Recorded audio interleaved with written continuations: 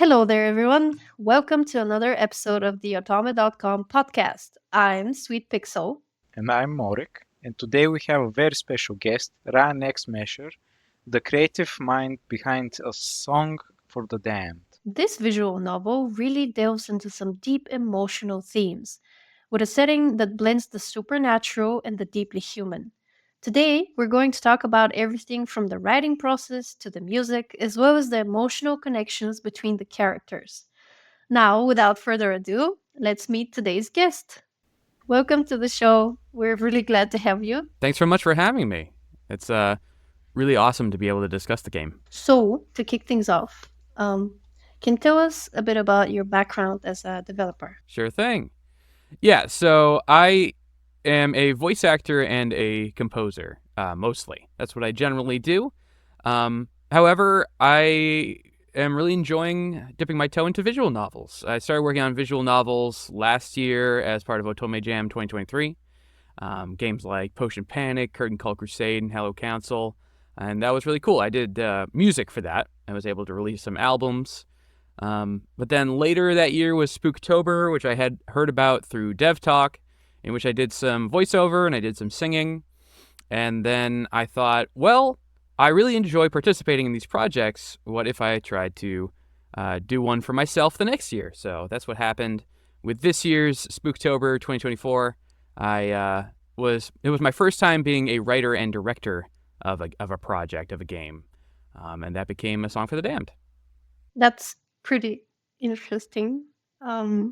So, the reason that you got into this, was it mostly because, I mean, how did you know that you're ready to make your own game? Because, there's always this inner voice, at least with me, that's always, when I want to start something new and dive into it, I'm always, man, am I good enough for this? Can I really do this? When did you know that, okay, I think I'm ready. I think I can do it. Was there a moment where it just clicked for you? No, I still don't know. Um, that's super duper relatable. I am notorious for starting projects and thinking that they're not good enough, and therefore they never see the light of day. That's not necessarily a video game thing. It could be a book, whatever. In the past, in high school, I wrote a musical, so I knew I could do that. So in the video game scene, at Berkeley, where I went to school, we collaborated with a lot of other schools like USC on their video games, and I got to see the inner process, not necessarily visual novels, but smaller scale indies. And I was always super intrigued by it. Like, yes, I was handling the music side of things, but project direction is something that I'm interested in trying out. And I got the chance to, in a kind of safe, judgment-free zone, you could say, in the Spooktober Game Jam. Well, could you tell us a bit more about the writing process for the game and like what inspired the story and the characters? Sorry, that as well. The story of the game came out of the need to do something practical. I wanted to do something that focused on elements I was already confident in. Like I said, that I can write music, so I wanted something that's based in music or around music. I love jazz. I also am a voice actor, so I know other voice actors around. So I wanted to make sure that the game was small enough in scope that I could have it be fully voiced, because I really enjoy that in visual novels when that's the case. As for the characters, it was pretty fun coming up with new folks to imagine interactions with, especially like Madame Laurent. She's so mysterious. Was she ever human? What did she think of her situation? Not to mention her awesome design that the artist knocked out of the park. Oh yeah, the design is amazing. I love it, with the feathers especially. Almost like a fallen angel in a way. She's very beautiful, stunning, really.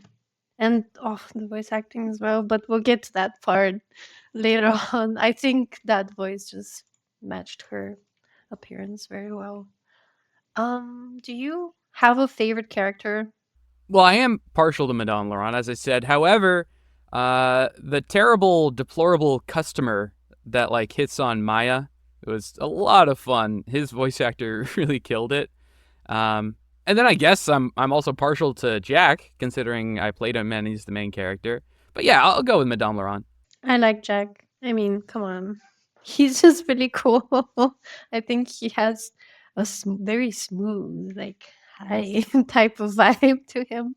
Yeah, I'd have to go with her as well if you have to ask me. So, speaking of the story, I really love the whole jazz club as a setting.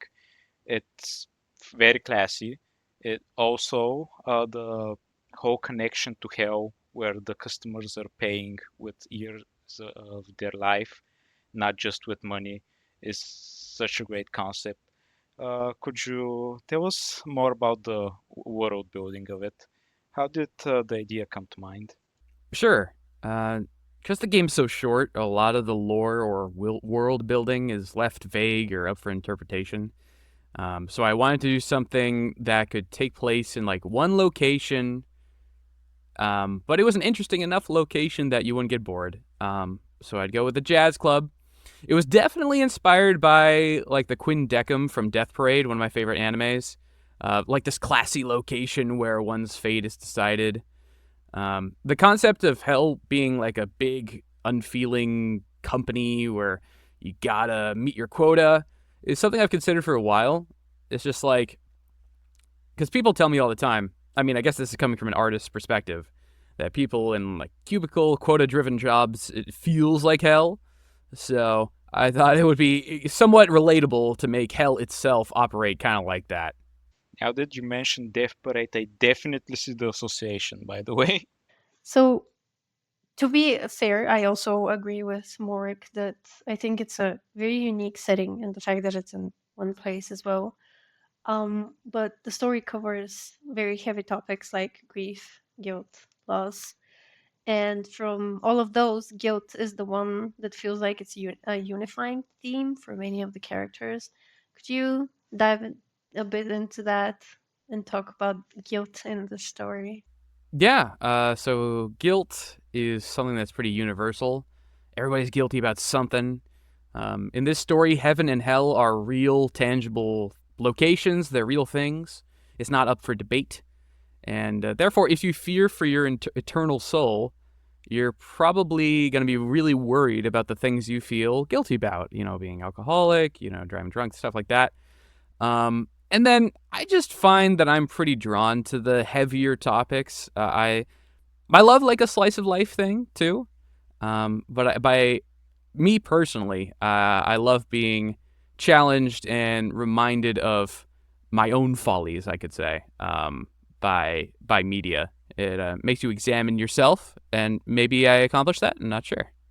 I think I think you did. To be honest, I feel like many people nowadays kind of try not to talk about negative emotions and things similar to that because we're constantly trying thinking, oh well, I need something to make me feel better. I need some happy merry-go-round story or song, and those can be nice as well. I mean, I'm not shooting them down, but sometimes reading stories like this just reminds you that these things are normal. You shouldn't feel too bad about stuff like this, and you kind of don't feel alone. You're like, oh, look, there's other people, other characters, even going through similar things to me as well. So I like that aspect of it. Yeah, there's definitely an element of escapism in a lot of fantasy you see nowadays. Uh, so using like fantasy, a fantastical setting to explore these deeper, more serious topics is not as common, but always welcome when you see it. And speaking of grief, I want to ask about Caleb, Maya's ex. He seems to go through quite a lot after the loss of his child, and a lot of it is implied through the word of Madame. Though her being a demon, you never know how much you can trust from what she's saying. So, could you share a bit more about Caleb's perspective uh, in, after the event that started the whole? For sure. Uh, yeah, Caleb, he kind of got the short end of the stick, I'll say, in the story for the short runtime. his story is really, really vague as to what happened to him after the loss of his child. Madame Laurent, you're right, is definitely an unreliable narrator. I wouldn't trust everything she says. But I also wouldn't put it past Caleb to have gone to the club in order to intentionally speed up his life. That's a theory. Maybe that's something one could do if they're really upset about the death of their child. Whether he knows of the more mystical elements of the club, I don't know. That's something that could be explored for sure in a follow-up or an expanded edition of the game. I was curious about something. When the story started, I kind of felt that Caleb and Maya are fighting a little bit. Am I reading that correctly, or was it just a tense situation that they were going through? No, I definitely think they were fighting a bit. I think there was some tension between Maya and Caleb's Caleb being influenced by his family. It was something that Maya wasn't liking. Yeah, and obviously they weren't strong enough to make it through the loss of their kid. They got divorced somewhere along the way. Following that. I see. Well, now we got to the part that I was curious about a bit earlier. I wanted to ask about the voice acting in A Song of the Damned, which is pretty rare in visual novels. So, what inspired, apart from the fact that you're a voice actor, what inspired you to include full voice acting, and how did you approach the casting process? Kind of hard to separate the fact that I am a voice actor from it. I've always really been interested in, even before I was a voice actor, interested in voice acting. I loved picking out voices that I knew. Like, maybe it could break the character a little bit, but like, oh, hey, that's so-and-so. So it's something that I'm highly interested in. And as I said, I wanted to do something short for the time of the game jam. So I thought it would be cool. One thing that we could do for Polish is to have full voice acting. I started voice acting in like 2020 area, like around the pandemic. And I've been fortunate enough to star in games like My Time at Sandrock and Monster Never Cry. So I've been connected pretty well to a larger voice acting community. And I've dabbled in casting in the past for games like Fusion Fighters, which is coming out. So I have my own casting roster for other projects, but I was so thrilled that some really amazing talent decided to audition for the game. Considering it's a volunteer-based game, there was no money to be made from it, so it was really incredible of them to volunteer their time. In particular, we got Natalie Van Sistine to play Madame Laurent. You complimented her work earlier. You may know her as Yor in Spy X Family. She's really awesome. No way! Yeah. No way! Yeah. No way! Really? Yeah, really. How did I not recognize her? Okay, well, I totally did not know this, okay? I swear. No, so yeah, it was awesome working with her for sure. And we had some other, if you look through the cast list, some really awesome people.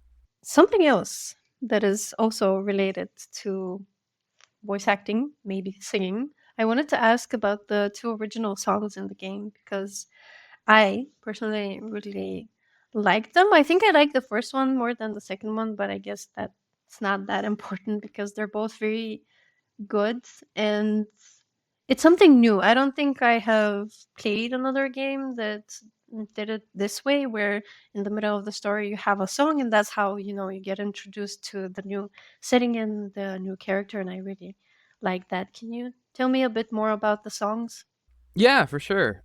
So there are actually 3 songs, but players will only experience 2 of them through a playthrough. Because one's at the beginning or toward the start of the game, and then there's one song for each of the 2 endings that you can get at the end. I didn't want the game to be a musical per se, so the lyrics aren't meant. They're meant to be diegetic. They're vaguely related to what's happening in the plot, but not overly connected or obvious. I wanted them to be short, so I didn't bore the player. Like maybe it could become some kind of rhythm game or interactive thing, but it had to be kind of snappy for the purposes of the player not being able to do anything during that time. So that was kind of tough because often how you develop themes is through repetition. So I tried to weave the sounds, the melodies and harmonies of the songs that I wrote first into the rest of the score, so it felt kind of connected. As for how they were composed in the first place, I wanted to take inspiration from Frank Sinatra's work and old jazz standards, so I studied those a bit before fiddling around on the piano and coming up with them. Yeah, that's quite a lot of effort. Also, you said you didn't want it to be a musical, but now I'm extremely curious what a visual novel musical would look like. I'd like someone to do that. I just want to experience that. It would be awesome.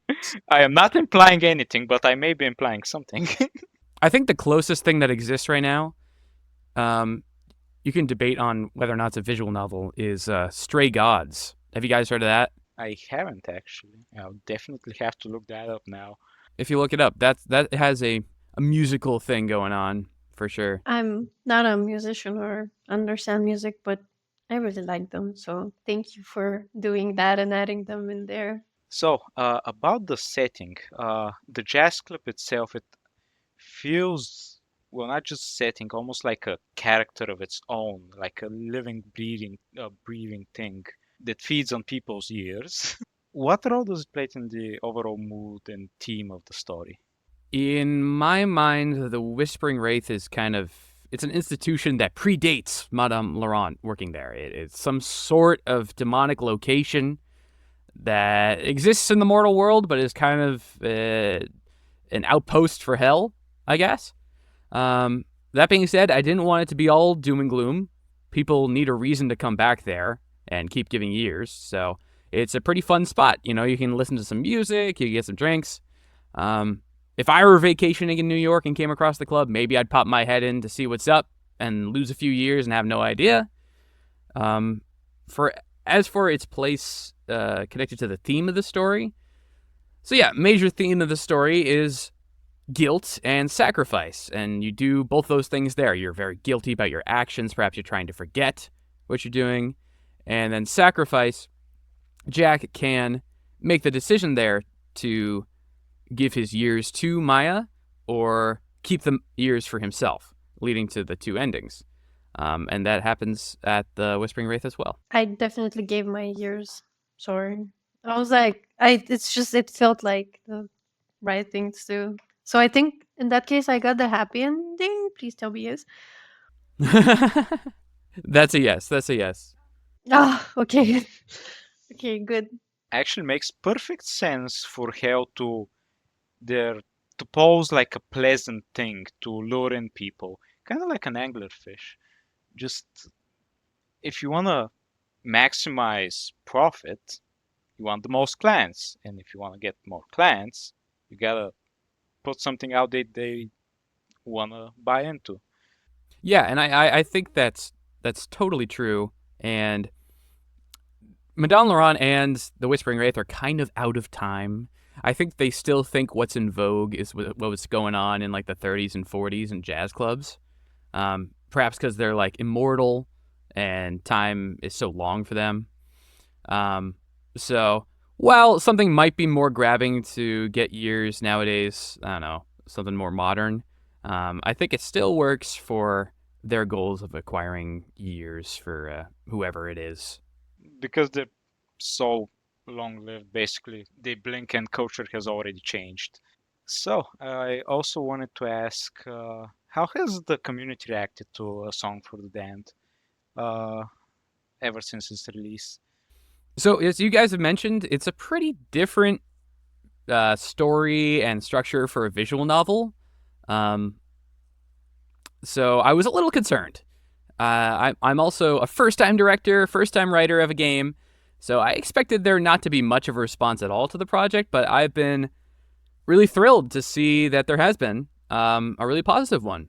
I was really happy for the team to see the game listed as an honorable mention at the Spooktober Awards show, and was equally surprised to be personally nominated for Best Voice Actor for my work as Jack. We mentioned, I think there's some other performances in the game, like Maya, that definitely deserve to be recognized, but selfishly, it did feel very validating to be nominated for that. Definitely deserved. From the ones I played, I think this game had the best voice acting. I appreciate that. So, looking ahead, do you have any future plans to explore this world? Perhaps a sequel set in the same universe? I would love to keep exploring the world of the Whispering Wraith Song for the Damned. An expanded edition for the game with like new choices, new endings, new songs. That'd be something that'd be pretty cool to do, and I've, drafted up thought after thought about it. That being said, I am now tackling my first full length visual novel. It's called Body. It's going to take a long time to come out. That's definitely going to take up a lot of my time and energy, but I would love to one day write an updated version, an expanded version of A Song for the Damned. Maybe it'd be called like A Song for the Damned Echoes or something like that. Definitely wish you good luck with the new project. We'll be looking forward to that one as well. Yes, me too. Before we wrap up, we always love to ask, is there any exclusive behind the scenes details or a fun fact that you could share with us? When I was contacted for the interview ever, I reached out to our artists and asked, hey, does anybody want to do a piece of art for Otome.com? And I got a really awesome piece that features Madame Laurent holding a glass that has Jack and Maya in it, and it looks sick. I'm a big fan of that. So hopefully all the readers of the website enjoy looking at that too. Thank you so much, Ryan. This has been an amazing conversation, and we really appreciate you taking the time to share your insights with us. And now, to all our listeners, if you haven't checked out A Song for the Damned yet, make sure you do. You can find it on itch.io for free. Don't forget to subscribe and leave a review if you enjoyed today's episode. It really helps us bring more amazing guests like Ryan. Until next time, keep exploring these intricate stories, finding love, and enjoying the beautiful chaos of Otome games. Take care, everyone.